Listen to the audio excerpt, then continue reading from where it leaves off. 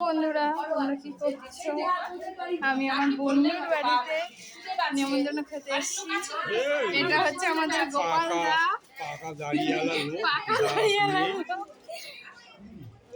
দেখো ওদের ঠাকুরটা খুব শুনছে।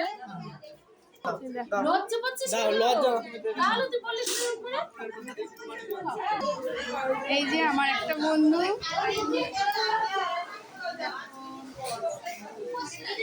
এই দেখো সব বন্ধু, সব ছেলে সব দুষ্টুমি করছে।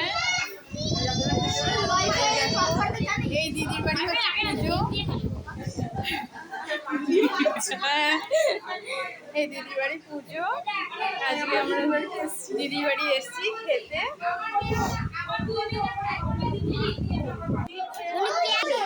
দেখো এই যে আমার ছেলে জোজো, ঈশান, এরা তিনজনে মিলে দুষ্টুমি করছে।